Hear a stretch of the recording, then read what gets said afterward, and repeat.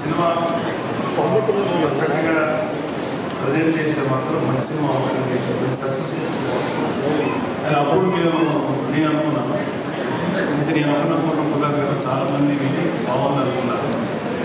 అయితే వాటిలో ఒక క్లియర్గా ఈ తను మంచి క్లియర్గా జడ్జిమెంట్, నాకు చాలా నమ్మకం క్లియర్గా జడ్జిమెంట్ చాలా బాగా జడ్జ్ చేస్తుంది. ఎక్సెప్ట్ ఫస్ట్ ఫిలిం మిగతా అన్ని పర్ఫెక్ట్గా జడ్జ్ చేస్తుంది.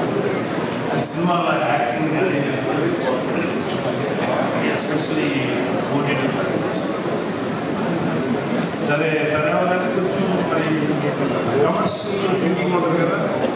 నేనేమన్నా ఒక ఇద్దరు ముగ్గురు నోన్ ఆర్టిస్టులతో, అందరూ న్యూ ఫేసెస్ కదా, నోన్ ఆర్టిస్ట్తో చేస్తే బాగుంటుంది అని నీహారిక. నాకేమనిపించిందంటే వాళ్ళు చెప్పినప్పుడు అందరూ కుర్రాళ్ళు ఫ్రెష్గా ఉన్నారు కదా.